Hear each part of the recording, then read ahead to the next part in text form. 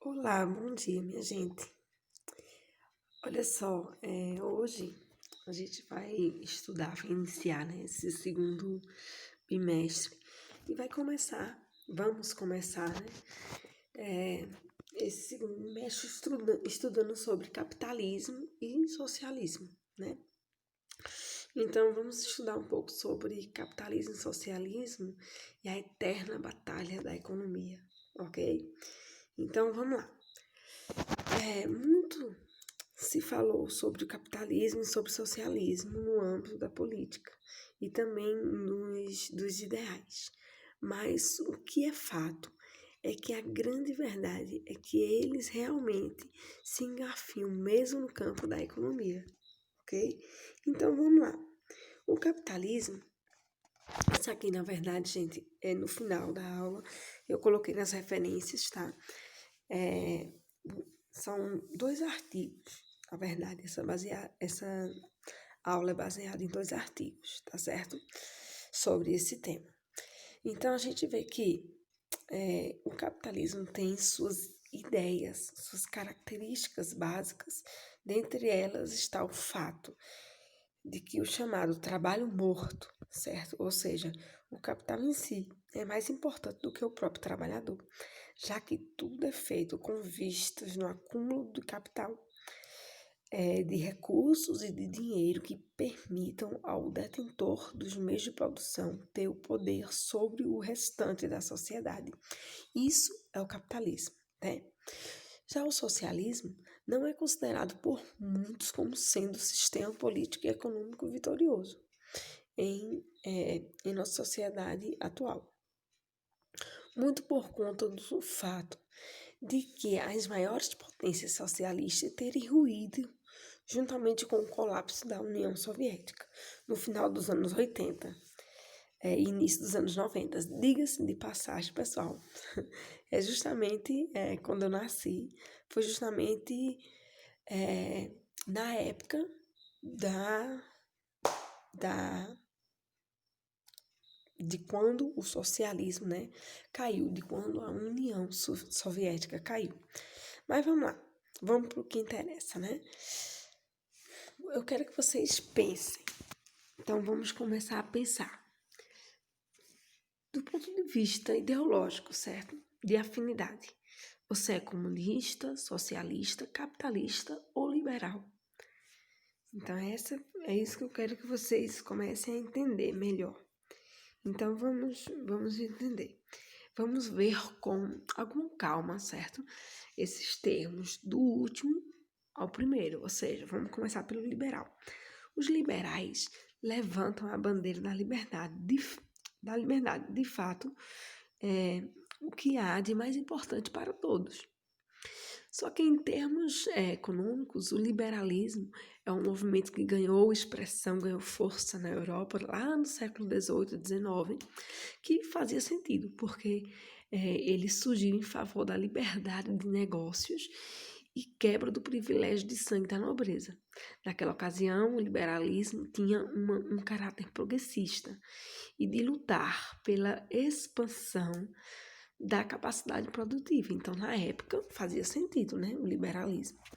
Só que atualmente, consolidada a economia de mercado, o liberalismo é tido como ambíguo. Afinal, se a gente fala em liberdade, né, liberdade para quem? Né? Difícil falar em liberdade para todos, enquanto muitos não têm nem condições dignas de vida, nem oportunidade de desenvolvimento de suas escolhas. Essa é uma realidade muito triste, né, na nossa atualidade.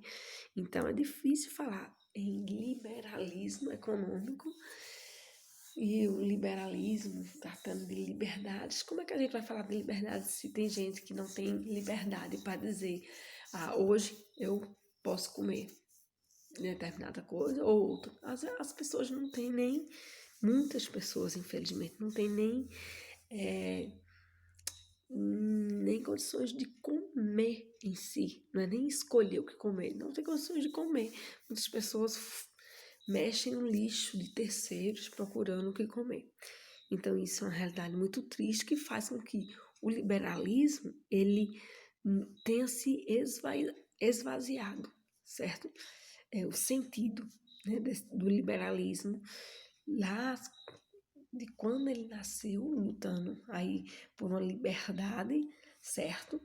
Para almejando aumentar a capacidade produtiva e quebrar os privilégios. Isso era uma realidade quando ele surgiu lá no século XVIII e XIX. Atualmente, como a gente viu aqui, não existe muito sentido para falar desse liberalismo, sendo que ele é ambíguo, né? Mas, como a gente explicou. Mas vamos ver lá. A gente já falou do liberalismo, então vamos falar agora do capitalismo. A gente já falou, né, antes, então só rapidamente aqui. O capitalismo é um sistema econômico baseado na legitimidade dos bens privados e na irrestrita liberdade de comércio e indústria, com o principal objetivo de adquirir lucros. Vamos fazer uma nota aqui que o capitalismo está muito ligado, né, com o liberalismo, muito ligado, assim. O liberalismo, ele nasce, né, do capitalismo. É um outro estágio, né, do capitalismo. É uma evolução, vamos dizer assim, do capitalismo.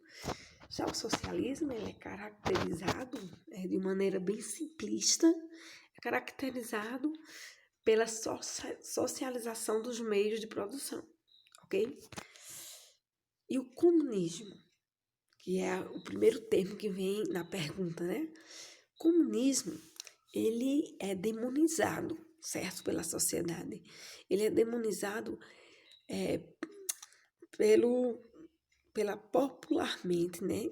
Pela discriminação que fazia dos religiosos com base na frase de Marx. Marx disse uma frase que é a seguinte: a religião é o ópio do povo. Então, por conta disso, muitos religiosos e a sociedade em geral endemonizam, né, o comunismo. Então, quando às vezes não sabe nem o que é que pega o comunismo, quais são as ideias. Não, se atinham só para essa questão religiosa, o que Marx falou, a religião é o ópio do povo, então já endemonizavam e já tinham os comunistas como a escória, né, da sociedade. Mas vamos adentrar e procurar entender melhor esses termos. Então, vamos lá.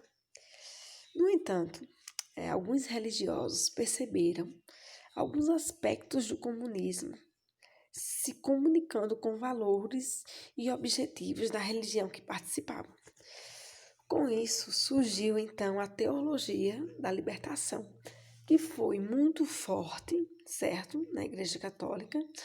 Ela ainda existe, né, mas o apogeu da teologia da libertação já passou. Diga-se de passagem, a gente teve aqui em Pernambuco, aqui no Nordeste, um dos maiores expoentes da teologia da libertação, que era Dom Helder Câmara, que era o arcebispo de Olinda e Recife, e ele falava sempre em favor do pobre, em favor do oprimido. Interessante que uma frase que Dom Helder Câmara falava muito, ele falava o seguinte: quando eu falo em caridade, as pessoas aplaudem, me aplaudem. Mas quando eu falo por que existe fome, as pessoas me chamam de comunista. Em outras palavras, ele fala, quando eu falo que eu dou esmola, as pessoas me aplaudem. Mas quando eu pergunto por que existe alguém que tem fome, as pessoas me chamam de comunista. Então, voltando para o que eu tinha falado, quando ele fala assim, as pessoas me chamam de comunista, ele está falando daquele consenso popular, né? De chamar de comunista uma pessoa é xingar uma pessoa, é falar que ela é uma das piores pessoas do mundo, é falar do termo pejorativamente. Mas vamos voltar. Então, Diga-se de passagem também, né? A teologia da libertação, ela nasceu e foi um ramo da igreja que era muito, pregava e prega um Cristo libertador. Por isso, teologia da libertação. Então, pregava um Cristo libertador que procurava libertar, certo? Os oprimidos. Isso que a teologia da libertação prega. Então, surgiu na Igreja Católica, mas foi compartilhada, certo? Por muitos evangélicos, tá certo? Assim, tanto o capitalismo como o socialismo é visto, né? Eles são vistos do ponto de vista comunista como transitórios, até ser alcançado o comunismo, em que haverá abundância de bens e serviços. Então, vê só, gente, deixa eu explicar para vocês. Para o comunismo, tanto o capitalismo como o socialismo são transitórios, até chegar ao apogeu, certo, da utopia, né, vamos dizer assim, comunista, que seria essa abundância de bens e de serviços.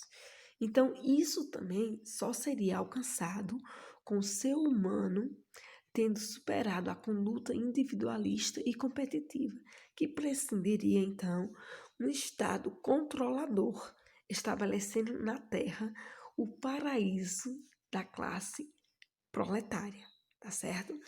Então, vamos para as nossas considerações finais, levando em conta tudo o que a gente leu, tudo que a gente tá processando aqui das informações, tá certo?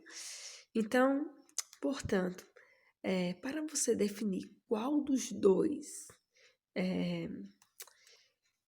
qual dos dois aqui tratando, né, do capitalismo e do socialismo, qual dos dois é o melhor, será necessário estudar mais a fundo cada um deles, sempre procurando entender que, no caso do socialismo, há uma distância considerável entre o chamado utópico, o socialismo utópico, né?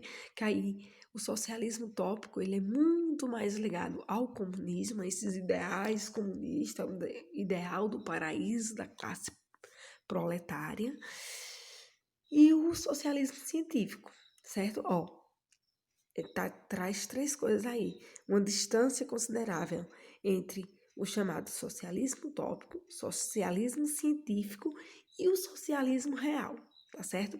A gente vai ter aulas também baseadas somente na questão social do socialismo, e aí a gente vai ver essas diferenças entre o socialismo utópico, científico e o real, ok, pessoal?